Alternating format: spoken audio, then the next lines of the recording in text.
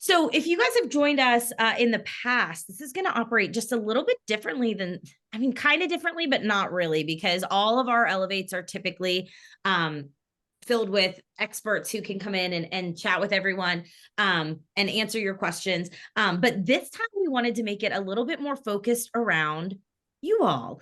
And so we are really gearing much of this discussion around your questions. And so I encourage you guys either through the chat function that you're all in now, where you told us where you were, make sure you all know how to use that, or through the Q&A function to submit those questions as panelists on here. We can all see those. I also appreciate everybody who did submit questions when you were registering. So we did receive those.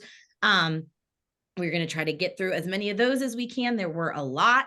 And there were some that were a little bit more Breezeway focused. And so I am going to have our team sort of follow up with some of you guys if you had a really specific question about executing something in Breezeway, just so that we can sort of keep this on a more sort of high level operational focus. And so we're going to go ahead and get started.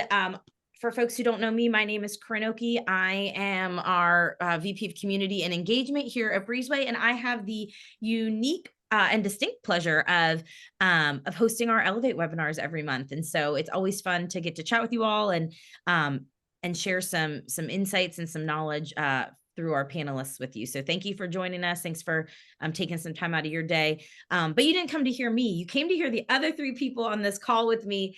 And so I'd love it, folks, if you guys could go ahead and introduce yourself. And as we are having our panelists introduce themselves, I'm also going to launch a poll for you guys. So we would love to hear sort of what's your role in your business? How long have you been in it? And so I'm going to go ahead and launch this poll. And while you guys are taking that and giving those two answers, I'm going to have our panelists go ahead and introduce themselves. Ladies first. I'll start. My name's Sandy Dotson, and I am from Beachcomber Vacation Homes in Cannon Beach, Oregon. I'm the general manager, and right now we have 111 homes with a lot more coming on. That is super exciting. Hi, my name is Taya Papaya. I am the Director of Operations at Prime Vacations. I oversee back-end operations for about 750 of our properties between Anna Maria Island and Siesta Key. I've been in the industry for about 10 years, and I love all things hospitality. Awesome.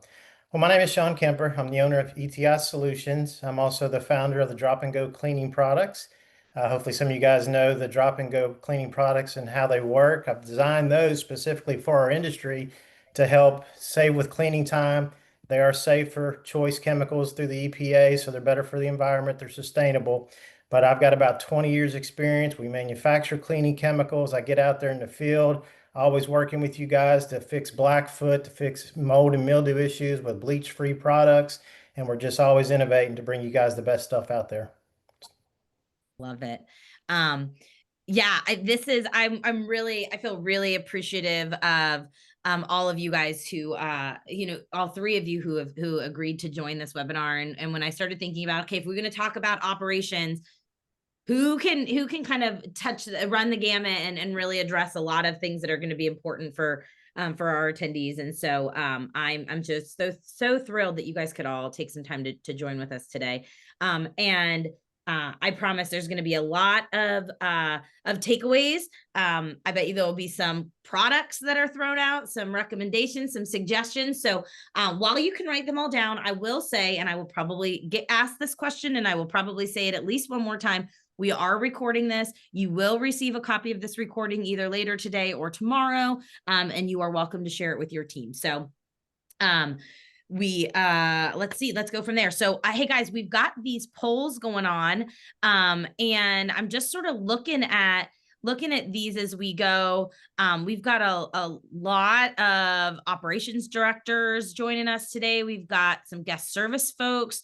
And we couldn't put all the roles, right? There's just too many. So we really looked at some of these, and we've got a good percentage of folks who are doing something other than one of the choices one of the choices on here. Also have some housekeeping and maintenance directors in here and a couple of inspectors joining us too. So I appreciate you all coming in. And then as it pertains, we've got a lot of folks who've been in the industry for more than 5 years, but we've also got a good mix of folks who are relatively newer, as well as folks who've been doing this for the last couple of years. So I'll go ahead and share these results just so you guys can all see this breakdown. Usually I wait until we get to 75%, but I just know there's too much good stuff. So I want us to be able to get into it. But I'll share that and then go ahead and share those results for you here in a minute. But let's get into this. So I'm going to stop sharing my screen because we want you guys to be able to see the panelists that are here and sharing today. But guys, I just want to sort of kick it off with, when you think operationally for a property management company, where do you think, where do you think like there's the most opportunity in operations for each of our businesses where we're at today? Everyone. Wise. Somebody. I'll go first. Ready to answer. All right. Thanks, Taya. I think the biggest opportunity really is the actual hospitality aspect of it. I think we have a lot of great data recently in the industry. I think so many new software systems that are enabling us to do a better job and to really have better metrics to measure our performance. But I think the real opportunity is the guest and making sure that we're providing functional homes, that we are having that touch base with the guest, even with text messages. And I know portals and guests don't want to be interrupted when they're on vacation, just that personal touch. So on the guest services aspect, making sure we're touching base and checking in on the guests, but also providing a functional home, making sure that the guest knows that we care about them by providing them the top quality of service. Mm-hmm. I love that, Taya, because so many people with AI and with all the technology, I mean, we still got to stay engaged with our guests. We've got to let them know we're here. We don't want to overwhelm them with a bunch of text, but it's nice to get a call or hear a voice just to say, hey, we care about you. Thanks for coming. Yeah, and a lot of us are in small areas. We're known for the hospitality. You have a lot of guests that used to come by the office and stop by and see familiar faces. That guest has kind of gone away. So how do we capture that still with the new generation of guests where things are automated, we are responding much faster, but making sure that we don't lose the actual personal touch with the guest. Cindy, you were going to say something. Were you going to add? Yeah, I just stayed at a vacation home and it was very clear that there was no human behind any of the correspondence, none of it. I work really hard to make sure that we build connections with our guests because that's everything. They can go anywhere and get a vacation rental. What we want is them to think beachcomber, family. I'm going to be treated like a real person. We call every single reservation, thank them, see if they have any questions, see if they need to know where the best place to get crab is. I do think that AI has its place, but I am concerned that more of the personalization and the human touch is going to go away if we're not careful.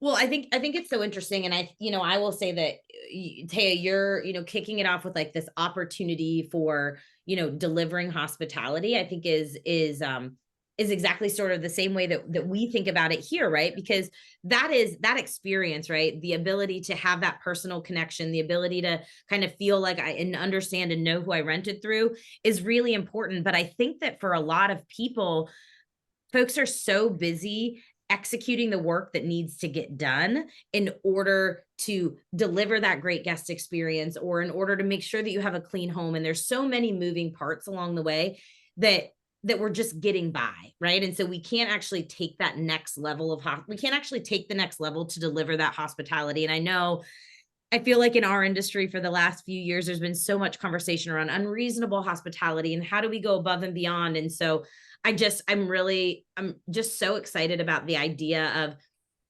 sort of getting to a place as an industry where we're able to deliver on the service that allows you as managers and and the folks who are kind of giving that experience to your guests, to focus on the hospitality, because I do think that makes a huge difference. And, you want people to know that they stayed with your brand.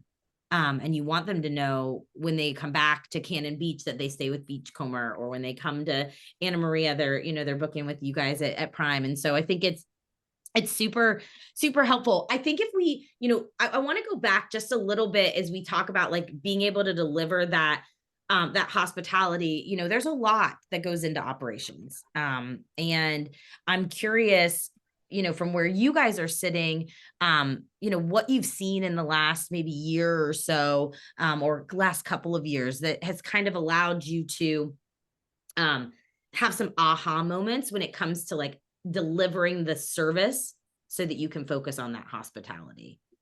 Are there any like tips or tricks? Have you found efficiency in scheduling or in standardizing the work that you're doing with your teams? I mean, we always got to standardize that cleaning process and, have, you want to have some kind of signature touch in there. I've taught little tricks of the trade throughout the years. We're having a nice little, very light fragrance on the door frame when somebody walks in. Respect the fragrance issue because, something that smells good to you might not smell good to someone else.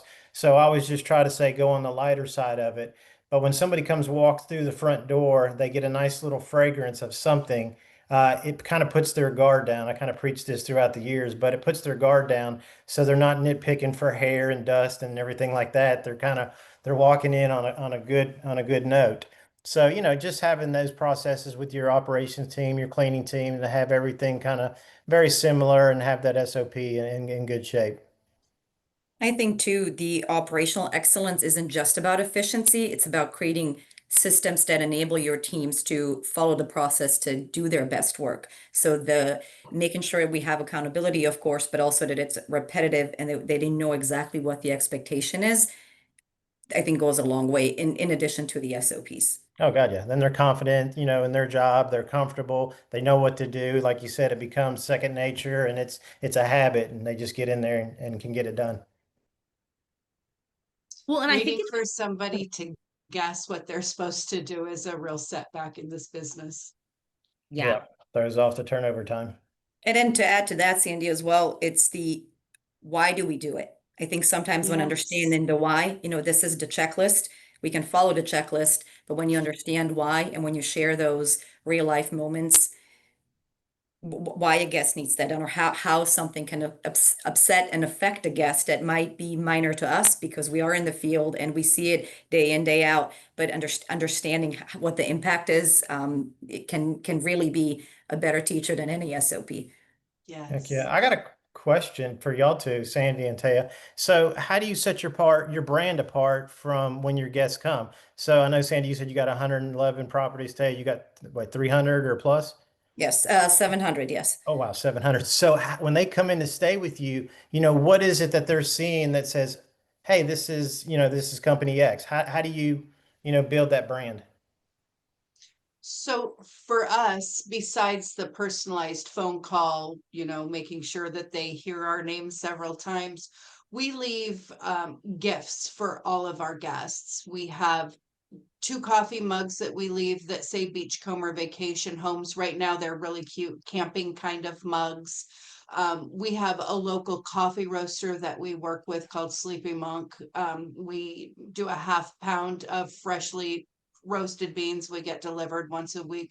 We also have a like a reusable shopping tote that we designed. On the sides of it, it says Beachcomber Vacation Home, and on the front and back is kind of a caricature, cartoony kind of map of Cannon Beach with all of the important stuff highlighted. And we get lots of phone calls from people saying, we were thinking, gosh, we really need to go on vacation. And I pulled down that cup to get my morning coffee and thought, I know where we're going. I love that. That's awesome. For us, really, it's the goal, the standard is that every guest deserves a 5-star experience. So the inspections process of it is the same, but the brand differentiator really is on the amenities that the homes provide. But just to add to what Sandy said, we have recently started asking, because we do a pre-arrival call before the guests check in, just to give them, if they have any questions, and give them instructions, but then also do a welcome call. So during the pre-arrival call, we have recently been asking what the reason is behind their stay. And we've been seeing such a huge, just so much engagement from the guest of why they're coming, why they chose Anna Maria Island. This is their 20th time coming, staying with different companies, but why they chose us. So we've been trying to take that as an opportunity. If someone's celebrating a 21st birthday, we would leave a handwritten card with with balloons, maybe a little cake. We have someone who was retiring from the Army, so we worked with the family then to leave a big banner and customized it. That's a different approach we've taken than we've had in the past, and it was incredible to see, of course, the guest interaction, but also our team. It really engaged the team, anyone from inspections to guest services. It's really, really impactful because, again, it goes back to the hospitality. So now we have a spreadsheet with all the special occasions and why people are coming, and it has truly engaged every single operational department. We do the same with the cards, and we had somebody who was doing a last trip to Cannon Beach because this person was going to pass, and we got a big picture of the view from their house that they were staying at, got a big mat to frame around it with pins so everybody could sign it so they could keep that It's forever. amazing. That is It's about awesome. creating memories.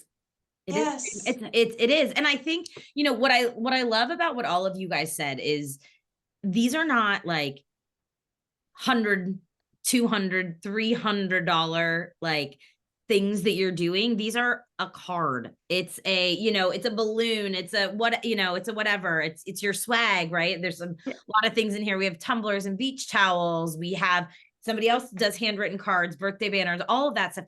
These are small impact or small action, huge impact things. And Absolutely. and I think it also goes back, Taya, to your point around helping your team understand the why, right? And seeing then how that little thing that they did really has a huge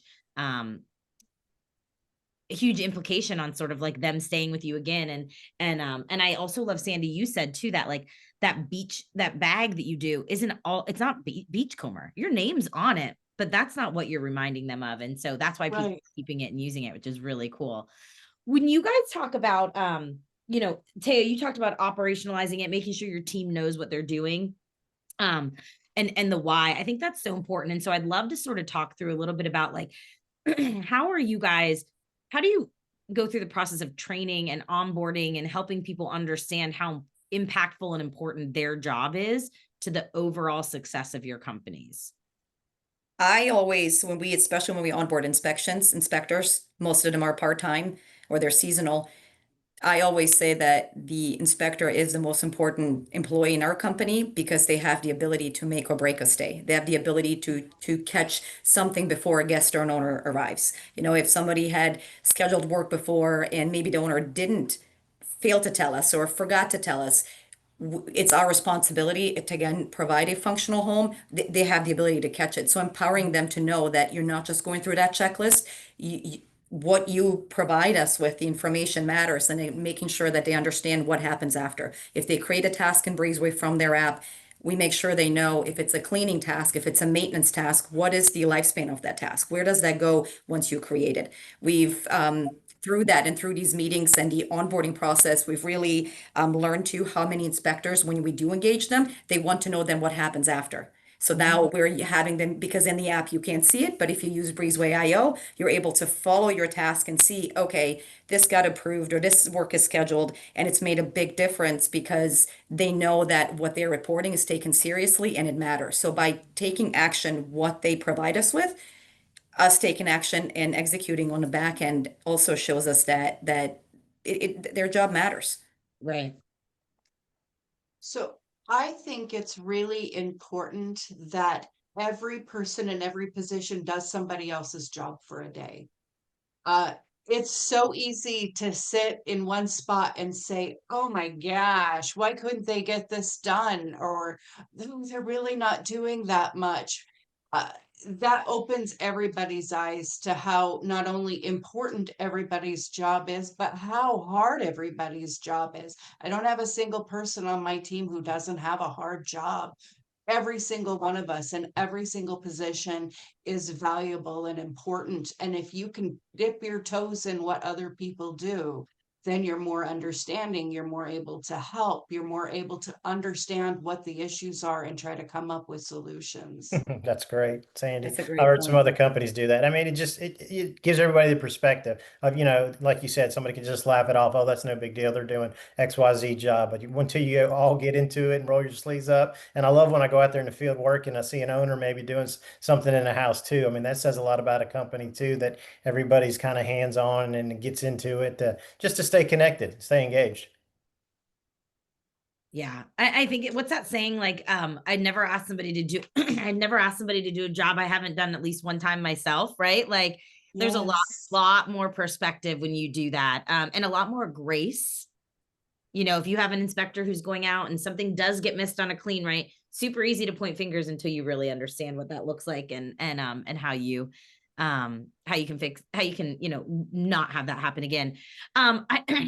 Speaking of inspectors, guys, I want to get into a bunch of the questions because we had, like I said earlier, we had a lot of questions that came in from folks who are joining us today.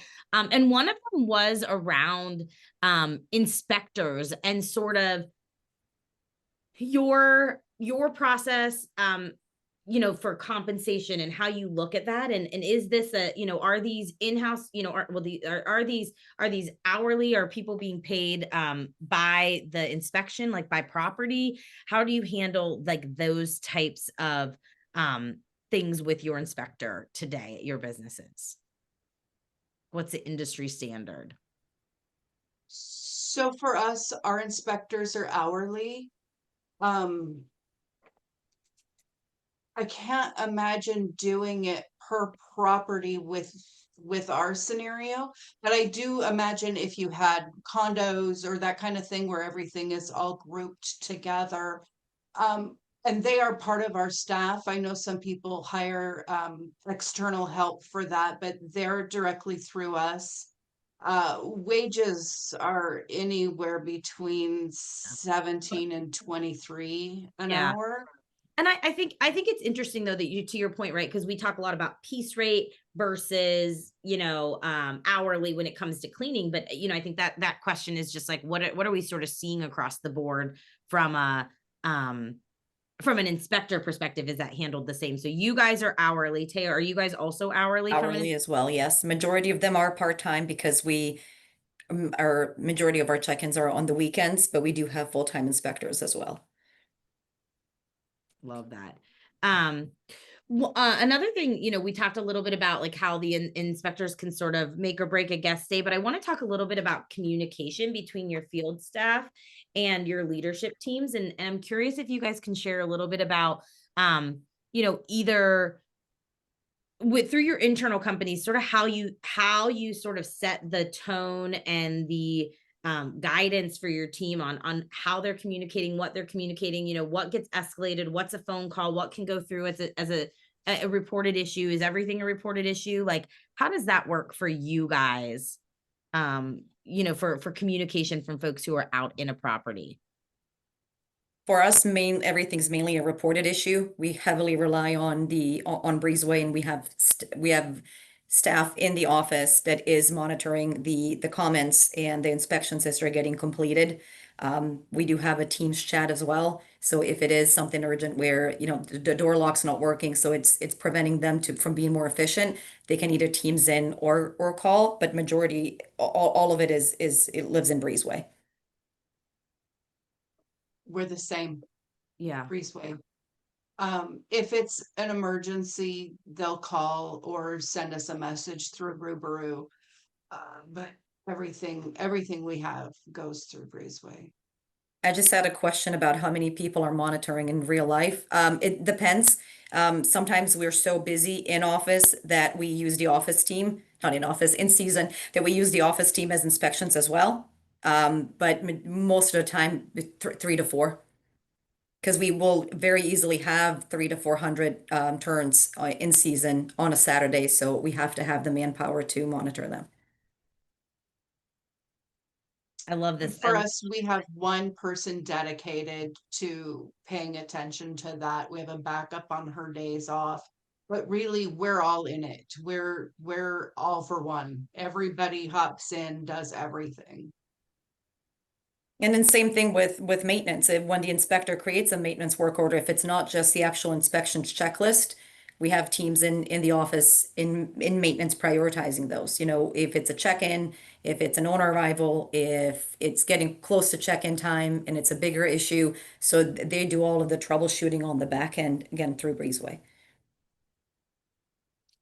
I want to sort of transition a little bit over to cleans because Sean, I know this is something that, you know, in your work, you're super passionate about, but can we talk a little bit about the products that you're using in properties and sort of, you know, how you can identify the right ones, but then also make sure that they're being used properly. Because I think that's definitely something that we see a lot. And there were a couple of questions that had come in around, you know, sourcing and, you know, especially for folks who are not necessarily in-house.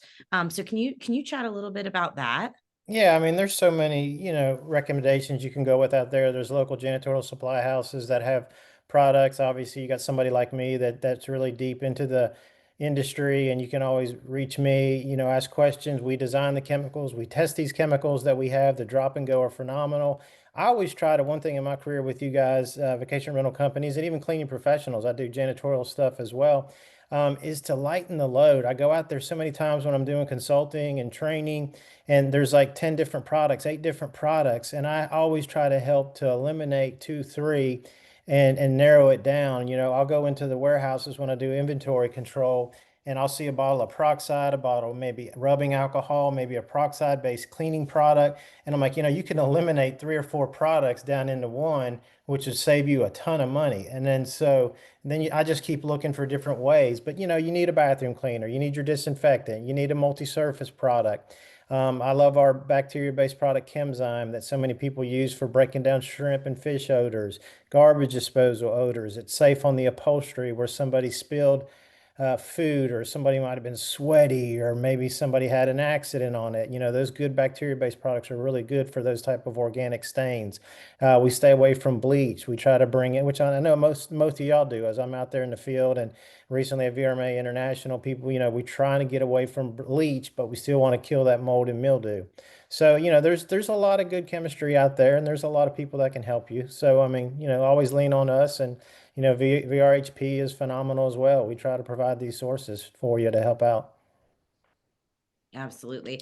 I'm like looking at all these questions. There's like more coming in. I do want to just make one call. This is Breezeway specific, but there were a couple of questions that came in originally, and then there were a couple that came in through the Q&A as well around departments. If you have seen, we at Breezeway have done a bunch of communications recently about an upcoming feature that we're going to be releasing, which is around additional departments. So we will, I'm going to say early 26, like Q1 26, just because I don't want to promise something that doesn't get here before. Maybe it'll be an early Christmas present. I don't know. But the team is working on additional departments. So there were some things in here around making sure that I can schedule the right work in the right departments. And so I wanted to mark that those were answered, but you have additional departments that are going to be coming through the platform in the next couple of months, which is super, super exciting. I also want to talk a little bit about checklists, because I think that one of the questions that we got somewhat consistently on, that we got somewhat consistently in the questions that came in was around how you actually formulate those checklists that you do, and how you give how you sort of instruct the teams that are going out to do the work, to make them efficient, to make sure that they're successful in their job, but without bogging them down. And so any tips or tricks that you guys can share as you think about, like, especially somebody who maybe wasn't working on a checklist or wants to maybe expand on it, how they can do that? So we have just a handful of homeowners that are very finicky.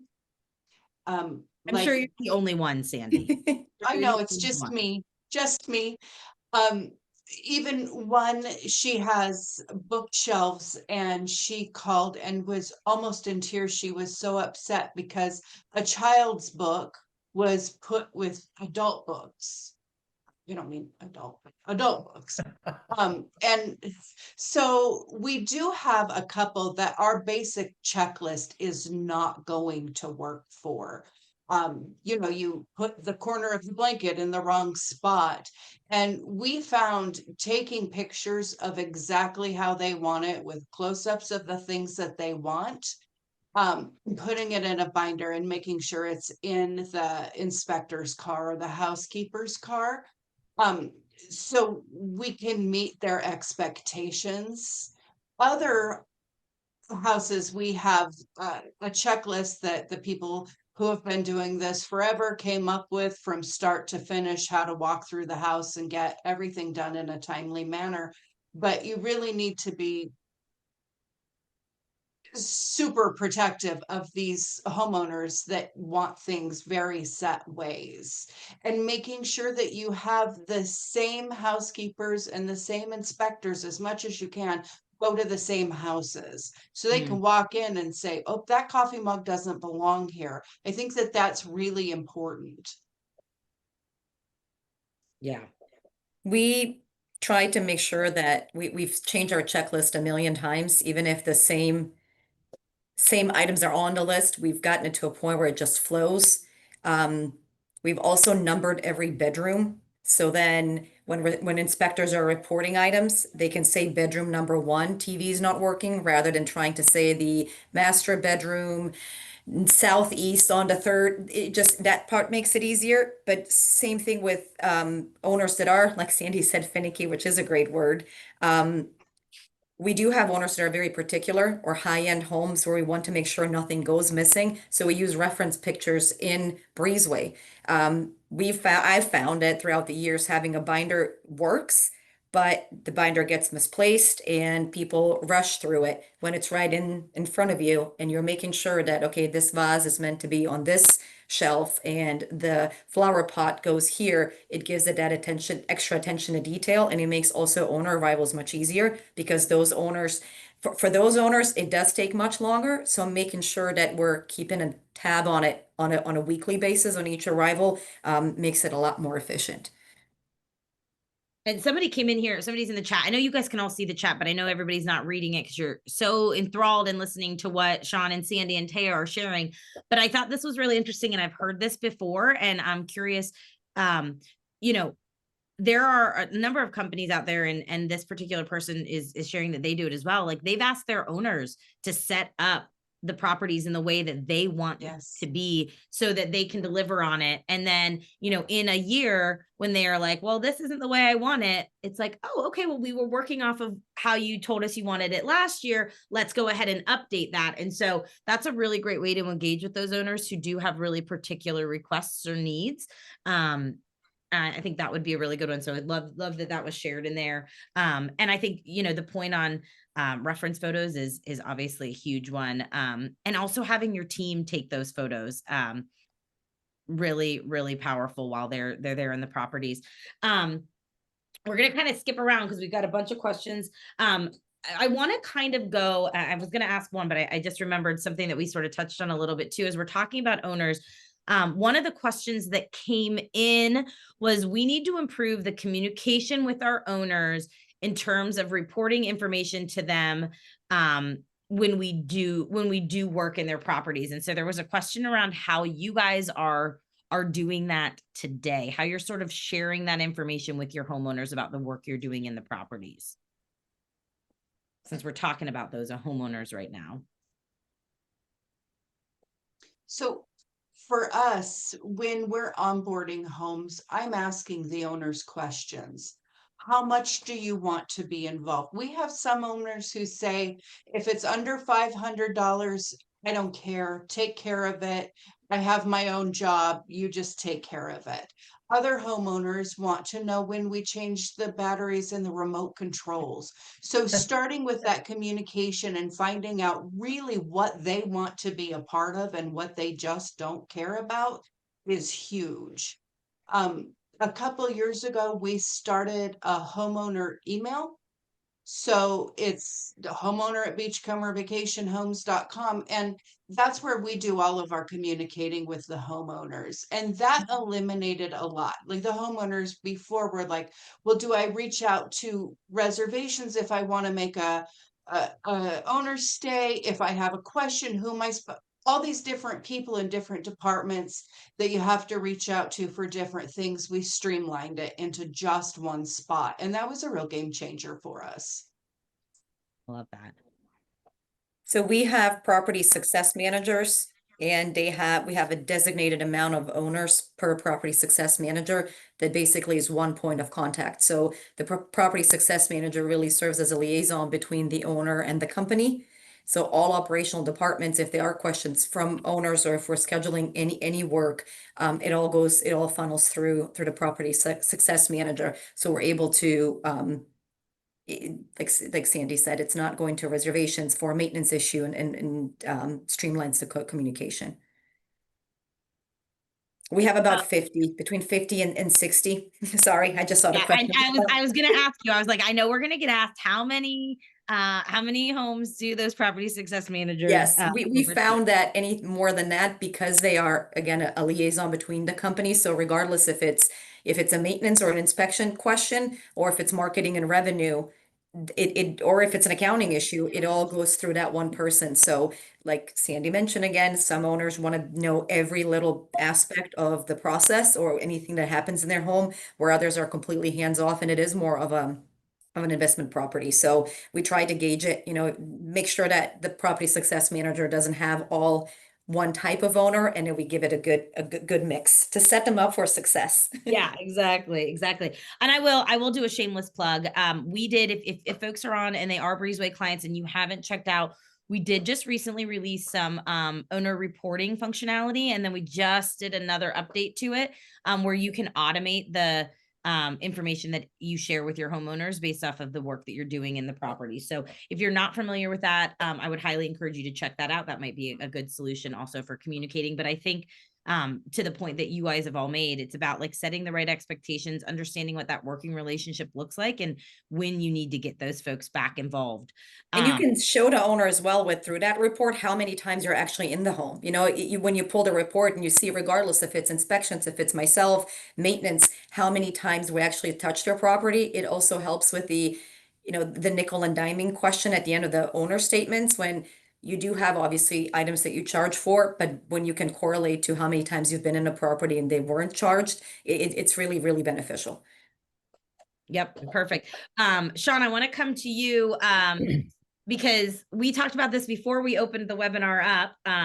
And then this question came in through the Q&A, which is, what is the best cleaning product or solution for Blackfoot syndrome? We So did first, talk about tell this. everybody what it is to make sure that everybody knows what we're talking about. And I saw Rhonda ask that question in there, so I'll have to send you a check, Rhonda, because this is what I do and what I've preached for years and years and years. So one reason why I started the drop and go was to alleviate Blackfoot. And I don't want to necessarily give a plug, but what it is the drop and go mopping system that we have is a microfiber system. It's got a chamber in it that holds the exact precise amount of chemical, the right pH, everything synergy that I could possibly control minus the user doing it. And it helps neutralize the buildup from the floor. During the busy season, you got cooking oils, you got suntan lotions, you got whatever the heck's being tracked in from outside to inside. You got all this micro layer on the floor. And as they go in with a neutral chemical, always use a neutral chemical during the peak season. And by doing that, you're putting less surfactant, less soap, less of the stickiness on the floor. So we're trying to make it as simple as possible. But during your deep clean time, you always got to do a thorough cleaning on the floor. Even if you use a local contractor to come in there with their fancy machines and the carpet guys, we've got machines that we do introduce to folks. Actually, Lance Stitcher, to give him a little plug, I don't know if he's out there. I've been hounding him for 2 years to get a machine, and he finally pulled the trigger. But we help educate so you guys can have some people in the maintenance or whoever, or even a floor tech that can go in there and deep clean these floors to help strip them and to get them kind of to bare bones where they should be. We always recommend sealing the floors so the stains and everything's not going into the grout.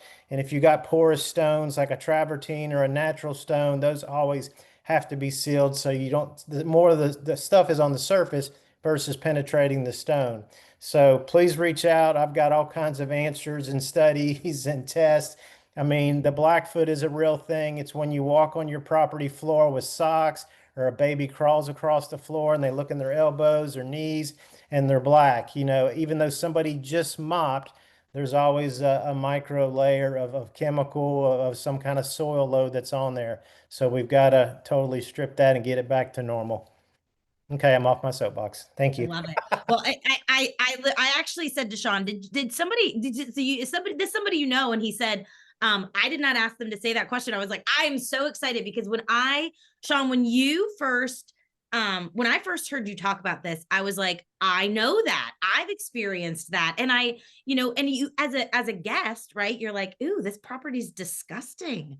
But that's not what's happening. And so I just think it's one of those things that isn't, if we are aware and we can take the appropriate actions, it's something that's so solvable. And I love that that's something that that you do. Real quick too, Corinne. I had a scenario down in Florida and the customer called, was not using my products. They said, Sean, I know you've talked about this in the past. What do I do? I was like, okay, you don't have my product right now. Go in there with just hot water.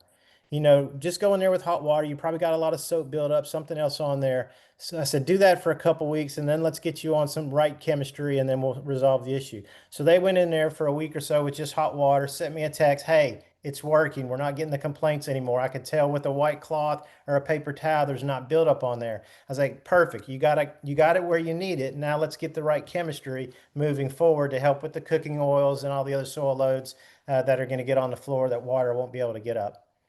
And vinegar is good every now and then too. It's got a low pH. It can neutralize some of the soap, but vinegar over time is corrosive or acidic. It'll build up in the tile and grout, and sometimes it makes the house, the property have an off smell because of the vinegar. Oh, yeah. This topic is just, it's wild and I love it. And truly folks, if you're on here and you're trying to figure out what you should be using and how, how you have specific issues that you can't rid of, John really is. He's like, somebody said your background should be a lab. So he's definitely your guy on this. There's a question while we're talking about it. Thoughts on bleach? Bleach is a sanitizer. If you want to eat off the floor, go for it. But it's just a high pH. There's no surfactant. There's nothing in there. It is basically a sanitizer and a bleaching agent. I mean, there's no cleaning effect. You're putting a pH of 13 on the floor, which you don't. You want to stay as close to neutral as you possibly can. So yeah, bleach is just sanitizing.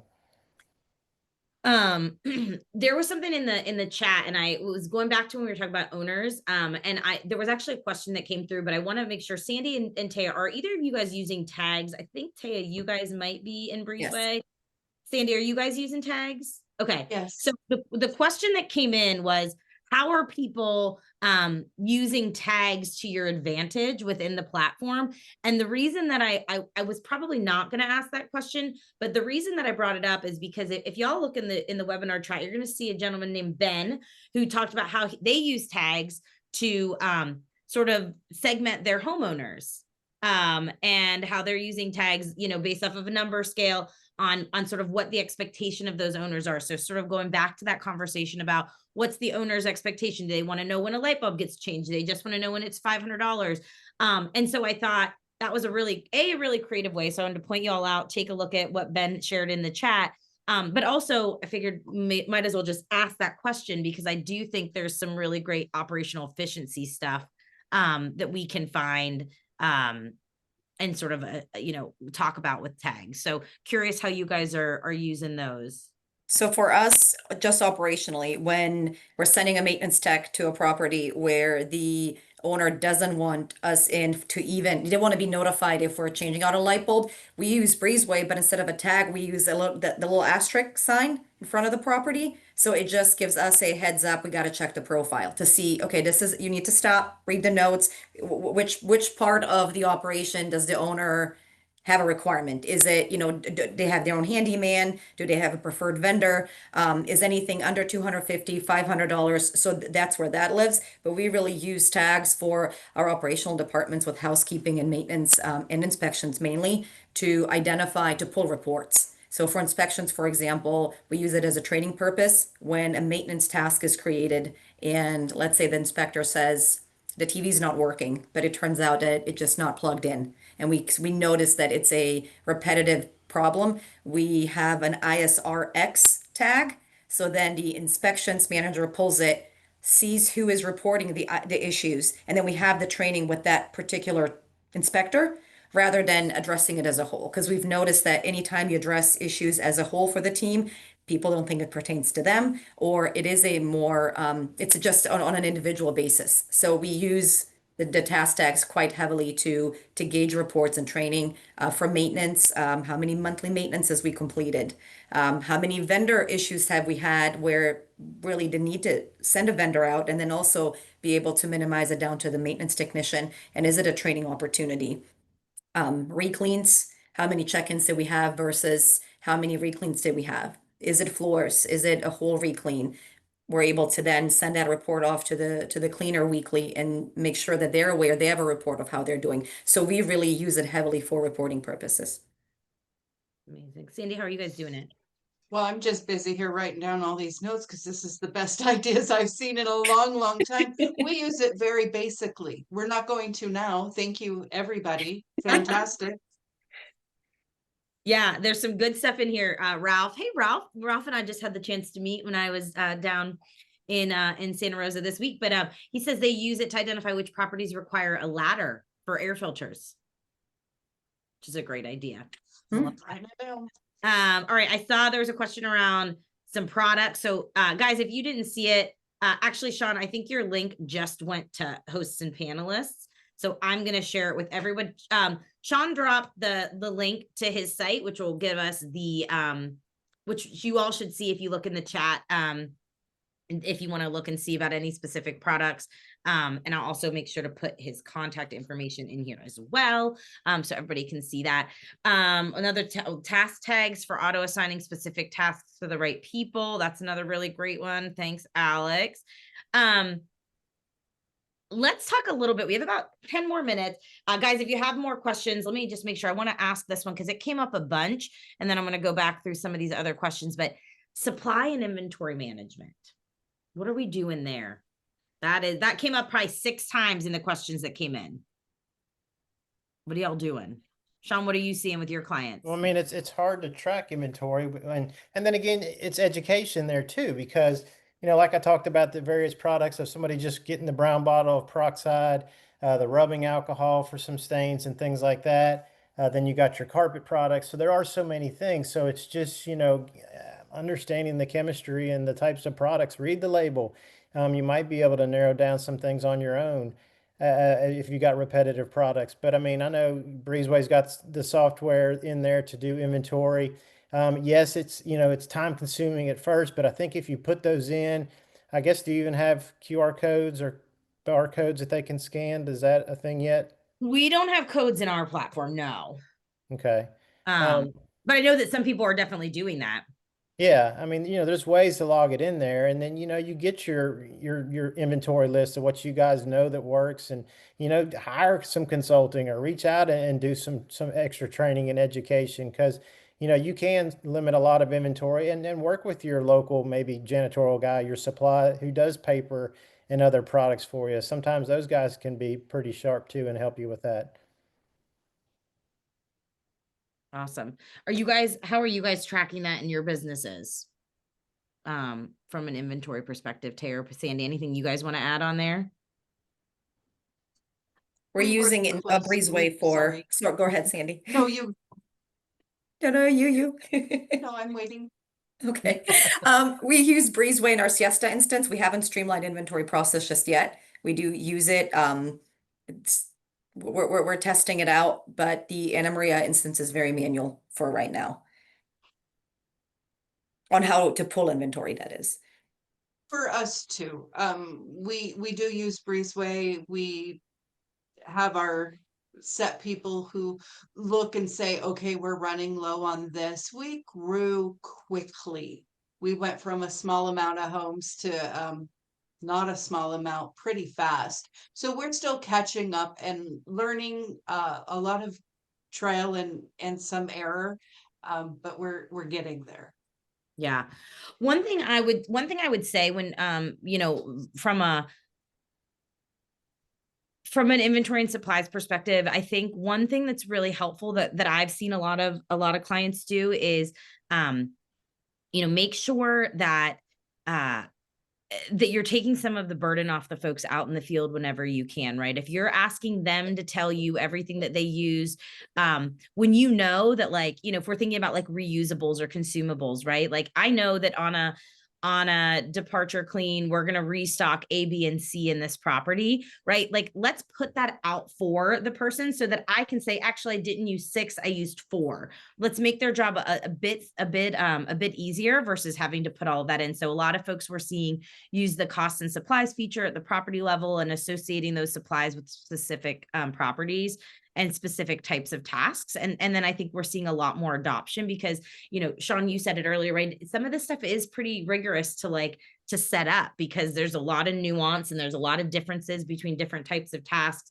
But even if it's things like filters and whatnot, and then also knowing where all of that stuff is, right? I know how frequently we hear from people that are like, oh, we do a big inventory once a year. Or this week I was out in a client's office and they said, we have, a task for our team to like clean their, our maintenance techs to like clean up their trucks monthly, but it doesn't happen all the time. And then all of a sudden somebody's like coming in and pulling items out of our warehouse when it's actually in their truck, but it was like under a bunch of pillows. And so I think that, like, thinking about like knowing where your items are and where they're stocked is really important. And so, in our platform, one of the things I said to that manager was like, why don't you have each of your trucks be a location? Right. And so exactly which items are in which trucks. And then when that person says, well, hey, I need to go pull a toaster. It's like, well, no, you shouldn't, because you should have 3 in your truck. I mean, making that, it might not be 3, but you know what I mean? So I think like thinking about how you can smartly track your metrics on a way that doesn't require this big overhaul on a consistent basis, I think is really helpful, but also making it easier for people who are out in the field. We're definitely seeing some of that. There were a bunch more questions that sort of came in, of course, right as we get down. So we're going to kind of go through it pretty quickly. Somebody asked, what if an inspector finds something that the cleaning team missed? How are those tasks being taken care of? Assuming those are just either like the inspector's either doing it or they're issuing a callback, depending on the magnitude. Yes, our inspectors have cleaning kits so that if it is just a quick thing, they can take care of it rather than calling the cleaner back and delaying the guest to check in. Same, Miss Andy. Yeah. Sean, any recommendations on fridge odor eliminations? I mean, a bacteria-based product, I can't stress enough. The good bacteria products are so good. We have a nice one called Chemzyme. It smells great, but it breaks down fish and shrimp, those type of organics in the refrigerator. All those things that are dripping down in there, remember to clean your drip tray underneath too, because that all kind of drains underneath there. A lot of people forget to pull out that drip tray and clean it. But bleach isn't going to do it. The lemon oils, the peppermint, all these things that remedies I hear out there, the bacteria-based products like a Chemzyme will go in there and digest, and they will eat up all that organic to help remove the odors so they don't come back. Awesome. I'm looking to see if there's anything else. That was a lot of our questions. Anything that we're missing in here? There's a question on what some of the most underused features in Breezeway. I think I need to do like a Breezeway Ask Me Anything, although I'm a little bit terrified. I need to have my team here to make sure that they can actually answer the questions, because I'm sure I don't know all of the answers. But I guess I'd put it back, maybe Sandy and Taya, on you guys really quickly. Like, what's the biggest thing that you're using in the platform, in the Breezeway platform, that has had a big impact on your business that you think others might not be thinking about?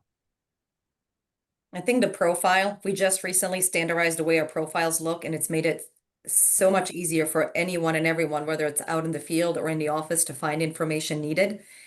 The location of a breaker box or the breaker panel, you know, if it is home specific items, we've really made sure that everybody knows where to look. And I would also say the elements. You can use the elements in Breezeway to make things property specific.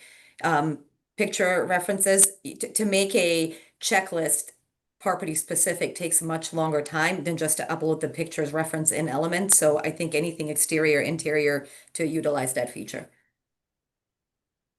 Yeah, I agree. I do love being able to get into a specific property and say we have one home where you have to go into the closet and remove a shelf and then remove a wall to get to the water heater.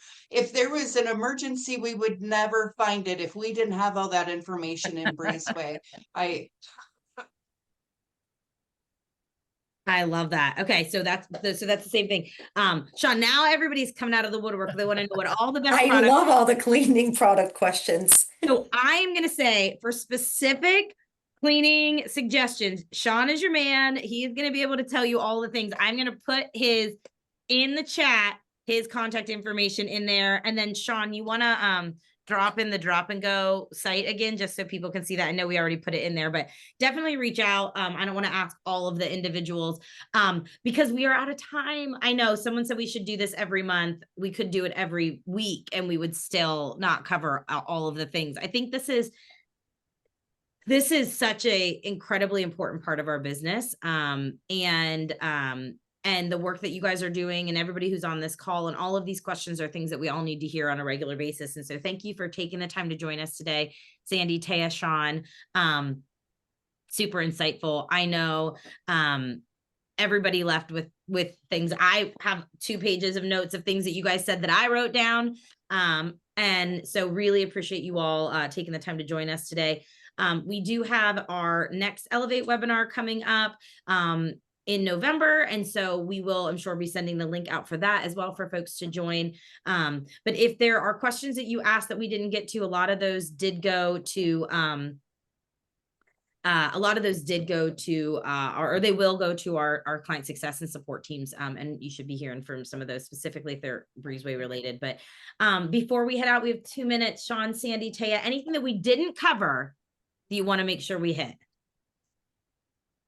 Last minute recommendations. I mean, cleaning questions, reach out to me. I put my email there. I saw Curry down there. I saw a bunch of other things I was trying to scan through to help out. You know, I'm here for you. Please. 20 years in the business. I love helping.